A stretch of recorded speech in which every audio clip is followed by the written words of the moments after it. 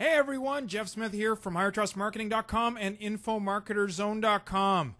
I've been racking my brain about what sort of help that I can get you guys, towards the end of the year. We're coming up on the end of the year.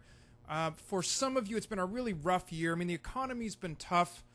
And the good part is that, first of all, the economy seems to be recovering. But second, I think that more people than ever have realized that they need to be able to take matters into their own hands when it comes to building a business, selling a product, making money. Now, whether, a lot of people haven't given up on working, of course, but they certainly have understood that, hey, maybe I need to have a second source of income. Maybe I need to be selling something online. Maybe I need to learn to be able to make money in other ways so that I can really, we've heard a lot about multiple streams of income, but really in the past it's been a bit of a luxury. Now it's becoming a necessity. This is not funny anymore. This is, people's mortgages, people's bills, people's lifestyles, people's health now rely on having a reliable stream of income. And what we've seen from this last year, for many people, it's been a tough year. And we understand that. Now, the trick is when you decide to go online, and especially if you want to get into something where you're going to develop your own products, you want to maybe write a book, an ebook, or you want to create a publishing site where it's really going to hit people's nerve. It's going to hit their desire. It's going to really give them a reason to like you, to follow you, to do business with you online. Then it becomes really critical that you get this right. And so many people in the last few months, I've helped a lot of people that have, God bless them, tried to do this properly, but are really struggling because, let's just get right to it. I've got some of the common mistakes that I see people making. And I think this is the first aspect. And then we're going to jump into a 5-step system in this video that you can use that, really simplifies the process of finding markets, of going after those markets, of targeting them, and really making big money from those markets, developing information products.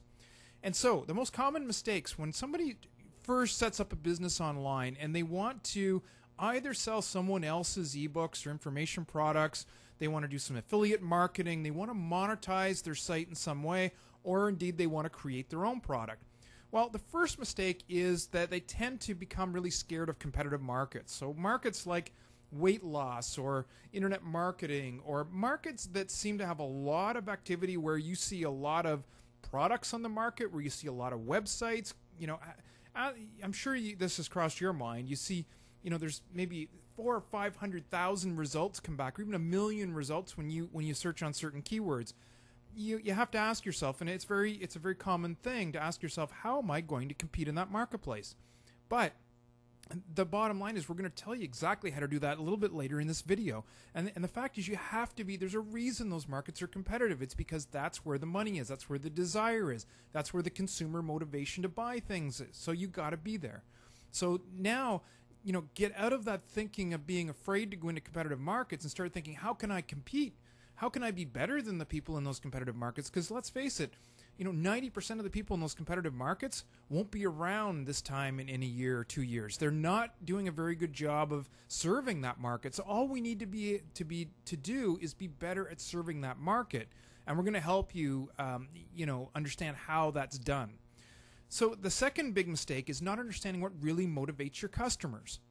Now, this is where you really, if I had to put my finger, with 10 years of online internet selling experience, if I had to put my finger on one major factor, it's understanding your marketplace. All of your decision of what markets to go into, your decisions of what products to create and what format to put them in, your decisions on what constitutes value in terms of both content creation and product creation, and how much you can charge for your products, how you actually deal with your customer base, how you interact with your customer base through lists, how you attract people to your blogs, how you get people to read your articles when there's millions of others they won't read, and of course how much money you can make from your marketplace.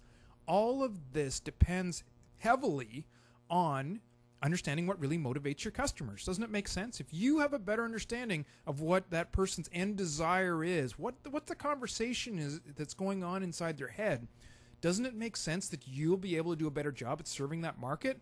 And so that's what we're going to talk about. We're going to talk about this in just a couple of minutes. Third mistake, forgetting that you need to write to a customer and not at them. This is a very common problem for people generating ebooks and writing ebooks, writing books in general, courses, information products, educating consumers, writing blogs, writing articles, any kind of information publishing. I see a lot of people that are writing, content that is really third party, is informational, is general, is not really targeting what, they don't have obviously a good understanding of their market, and they don't have an understanding of what customer is like that's reading that content on the other end. So you need to get a profile in your head of what that customer is. You need to have that in your head every time you sit down to write something, whether it be a product or some free information to draw your customers. You need to be thinking, okay, move your screen over to the side. I do this sometimes, and I just get a vision of the type of customer that I have on the other end. That is just sitting there looking at me, and it's as if I'm almost sitting across from them and trying to just have a conversation with them and let them know what I know. Let them know how I can help them. Think of yourself, maybe at work or friends you have or at home. You have a conversation with somebody and you want to help them out. Everybody loves to help people out if you can. It's something you can help them out. If you share a movie, share a restaurant review with them.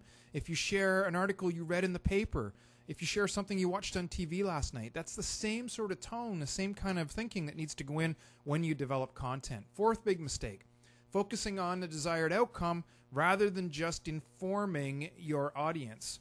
Now, this is, in fact, links to the third issue we had, which was you're writing, at a customer and not to them.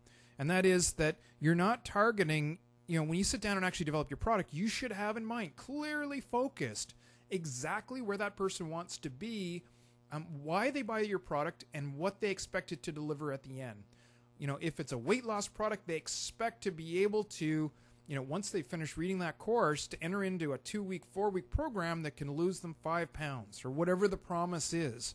So you've got to have a promise. You can't just go and write general information. It's not going to attract anybody. You've got to understand what the customer wants, who that customer is, what their biggest desire is, what they're motivated by, and then give them a big promise and then deliver in that promise. Focus on steps that will take them to that end result, and you'll have a far more successful information product. And finally, not identify or communicating your key value proposition. Now, this doesn't have to be, mean that you've got to be a genius and you've got to create something from brand new. What it means is you've got to have a slight improvement. We're going to talk about that. Let's just jump right into this 5-step system, because the 5th step we're going to talk about how to create your own value proposition. So, I titled this "Just Try This." You have to have faith sometimes. Everyone, and I find this especially of all of you who have a deep understanding of your marketplace. You've been involved in it for so long that you think that you understand the motivation for why your customers buy. And the fact is, for information, when it's someone on the other end of a computer, you really don't. You've got to kind of look at the patterns of buying to be able to understand really what the patterns are online for buying information online, as opposed to maybe you delivered it as a consultant or as a counselor or as someone who delivered seminars, or in another format as a customer service representative. Whatever it is, it's different online, and you need to be able to kind of suspend your disbelief and just follow this system. So number 1, focus on the markets where there's evidence of information selling. If you don't see evidence of ebooks, books, seminars, workshops, membership sites, courses, DVDs, seminars, any kind of information delivery, if you don't see evidence of that, then stay away from that market. The fact is, our information buying patterns haven't really changed all that much over the last 100 years, right? Topics that were popular then are popular now, with a few exceptions. So what you want to be able to do is tap into those rich markets, and there are literally thousands of them. You'll find when you do this research that there are markets that you had never thought that were selling products that are selling gobs and gobs of products. One for me is specifically in the spiritual area. This was an area that I hadn't really been tapped into, but for a customer, I looked into that marketplace. And I was just amazed at what I found. The range of products that are selling into just an incredible amount of demand online. And there are literally thousands and thousands of those little jewels within the internet. So you just got to find those. But for goodness sake, stay away from those markets where you don't see any evidence of anything selling. There's a reason. It means there's no demand. There's lots of places to look online. Watch the videos within InfoMarketer'sZone. This is one thing we spent the last year really loading up InfoMarketer'sZone, and that's at infomarketerzone.com, with tutorials, training videos where you can watch me as I actually go through researching Amazon and pull out the jewels, where I go through ClickBank and tell you what to look for when you go through ClickBank to find out whether that product really is a top seller and how long it's been a top seller, and other affiliate sites like Linkshare and Commission Junction, and how you search Google in the right way to pull out the top selling products in particular niche markets. How you use magazines.com, and there are many others. We've gone through things like Google Trends and the 4 Dummies series and lots of other videos on the site that will help you tap into really information-rich and profit-rich markets for developing information products, and stick to those.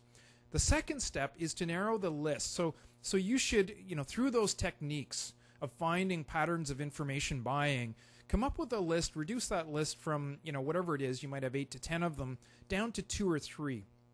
And pick the ones that both have the most evidence of buying power, and out of that list, start with one that really intrigues you. Now, the reason why this step wasn't number one is starting with the markets that just interest you don't always lead you to the best markets.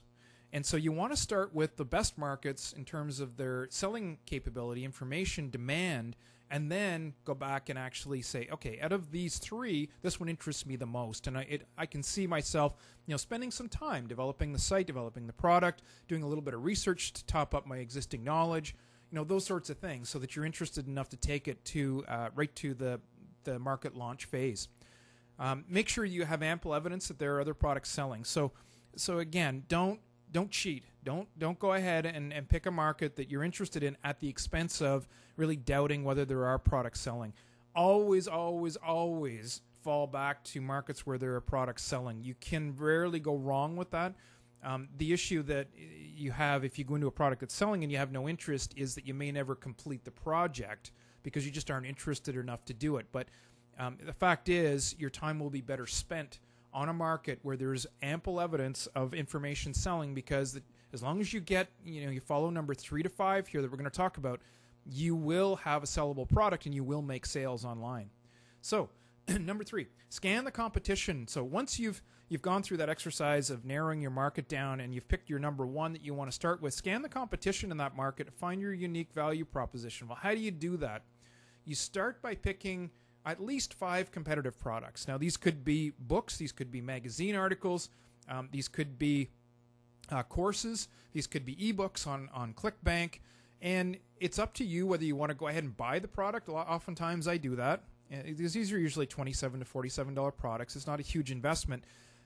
You can also on Amazon often see inside products now, so you can actually see the table of contents at least, sometimes sample chapters. So you can sometimes get away with that. You can go into a bookstore and just spend an hour and actually flip through a product if they have it in stock at a bookstore. With ebooks, you can often get those, sign up as an affiliate, buy it as an affiliate, and get half back. I mean, there's all kinds of techniques to help save you money. The fact is, you want to know what is inside that product. You want to know exactly what elements of that product they've focused on. And what you want to do is you want to summarize a couple of things. Just take a sheet of paper. First thing you want to know, the big question that info product answers. What promise are they making? What is it that, both in their marketing and in terms of how the product is developed, that you think the customer is going to be able to get out of that product at the end of it? Really important, okay? Get that big question down. The second thing, main steps, tips, methods. How have they laid out their product? What are the main categories? These might be chapters in a book. These might be modules in a course. These might be tips in a booklet. So however that product is laid out, get the main headings. What are the main information areas that they are covering? So in the case of weight loss, there might be a chapter on exercise. There might be a chapter on nutrition. And within nutrition, there might be multiple subchapters. There might be a chapter on diets and look at which diets they're supporting. So get the main headings down and log those against each of your competitive products. The main aspects of the info product. So also copy down things like what price was it? And strive to, by the way, get products at multiple price ranges. If you can find a high-end product and just research it, and you may not want to buy it, but research it from their marketing material and any information, sample chapters, things like that they give you. Find out what the price is. What format is it in? Is it written? Is it physical? Is it digital? Is it audio? Is there a video component? Just log all that down. How long is it? How detailed is it? What bonuses do they have? These sorts of details. You just want to get a sense for what are the offerings and what focus do they have on the market. And the most important thing, gaps. This is critical. Okay. Is it missing information? Here's some gaps. It could be missing things. There could be chapters that you think should be in there that it's missing. It could be a chapter that's just not covered well enough, so it's missing some information. Even though they've got the chapter in there, it's only 5 pages long, and you can imagine a whole new product just focused on that one topic area of that chapter. Is it too complicated? Is it written in a way that people just aren't going to understand it, won't be able to apply it? Is it wrong? You just may not agree with the information that's written there. Is it too general? I love to research top-selling books because often books to get published need to be, very general. And I can almost always pick out a couple of chapters within a top-selling book that I know I could take and turn into a report or an ebook and sell it by itself. Just by delving into a chapter deeper, giving up more detail, maybe putting some application to it and some case studies, and I know I could sell that online. Does it lack examples or case studies? Is it not practical? And again, this is a problem with most books in bookstores. And this is where it's a problem maybe, but it's an opportunity for you because you can delve into that subject area and really create a specialized information package on that particular topic. Could it be more interactive? Is there a way that you can turn, maybe it's a perfect ebook or book, but it's lacking, people are going to need help along the way. So you can start a membership site and help them out, or you can you can sell a product where you bundle 4 teleseminars or 4 conference calls or 4 Q&A sessions. Give them private access to a site and charge more for it. Those are all possibilities. So look for those gaps. Number 4, put all information together. So you've done this for your 5 competitive products. Now put all this information together, the problems that they're targeting, the price, the format, all the characteristics of the product, the gaps. Look for trends and similarities in the competition. What you really want to find is, what you will see is patterns. I can guarantee you that. You'll start to see some patterns in the content. You'll also start to see how each one is subtly differentiating itself. So what did product X do to differentiate itself from product Y? And what you want to come up with is an idea of those products and how there is still a gap. You're looking for that gap that is still there that wasn't addressed by any of the 5. And that's going to be your unique differentiator, your unique value proposition for your product. And that will extend into your marketing. Number 5, once you've done all that, pick your differentiator, put it all together. So as I mentioned, take the biggest gap. What was missing, or what was, maybe it was all too complicated, or maybe it was all too general and theoretical.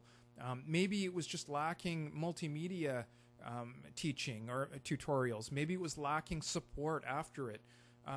So pick what that differentiator, what that gap is, and then put it all together. Outline your information product from the knowledge of the main topic areas of the research. There's nothing wrong with you covering, overlapping maybe 5 or 6 of the key chapters in the book. And I don't mean stealing. I just mean overlapping in terms of the information that's covered. There's nothing wrong with that as long as there's something that differentiates your product, which is this second bullet here. Include at least one main improvement differentiator. It could be new information, a new chapter. It could be an expanded chapter, expanded coverage. It could be simplified organization. It could be that you've put what was generally expressed in a storybook format into a step-by-step process that somebody can easily follow, and you bundle that with an exercise book or a checklist, and there you have a course now and not just an ebook, and you can charge $67, $97 for it. It could be an alternative format. Could be that you put together training videos on what was contained in the book. Could be case studies or application of the information. It could be where you put your own system, or what we call systematization, where you take general information and you put it into a system, a usable methodology that you then call your own from that point forward. And it is your own because you've defined it. Okay, so don't overthink this. Simple steps work best. Now look at this is a realistic timeline. Now what I've talked about up till now may seem complicated, but it really isn't. What we're talking about is 1 to 2 days of researching markets. That's the first 2 steps that were involved. Literally, even part-time with a couple of hours a day, you can spend 1 to 2 days and have a really good overview of which markets, at least that top 3 markets that you're going to focus on. The next thing, spend another couple of days in competitive review. So you get a hold of those products, you flip through them, and literally in 4 to 5 hours, you can have a very good collection of information by step 3, according to step 3 in this process. Take 1 day to summarize the information, so put it all together, synthesize it, look for trends. 2 to 3 days, and this is lots of time to develop your own unique value proposition. What was it missing? You should have some ideas on how you can make it different. Outline the chapters of your course. Use some of the existing chapters, use some new material in your differentiator, and there you've got the outline of your information product. Now, folks, let me stress this. If you get this far, and look at what we're talking about here. We're talking about, 1 to 2 weeks at the most, part-time. If you get this far, you are 90% of the way there. Why do I say that? Yes, there is more work ahead of you. You've got to actually maybe do a little bit of researching. You've got to develop the product. Now, that can be outsourced, and it can be outsourced for a couple of $100 in all reality if you do it properly and follow some of the techniques inside InfoMarketer'sZone.com. So the development of the product is far, far easier than this part that we just described here. Okay? So once you get there, development of the product, it really isn't an issue. And we can go through those tutorials in InfoMarketer'sZone.com. Marketing the product becomes brain dead. It becomes so much simpler. Now, if any of you have ever tried to write a sales page, you know how tough that can be. It's because you're having to go back for an existing product, someone else's or your own, and rethink, how can I apply this to the market? And it isn't always a great fit. I can tell you right now, if you follow this process, you have done 90% of the copywriting effort right up front.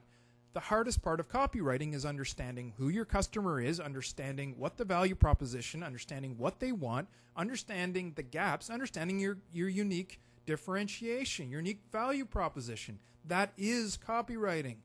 At that point, you just have to put it together into a nice looking format. And folks, you can work with a copywriter to do that.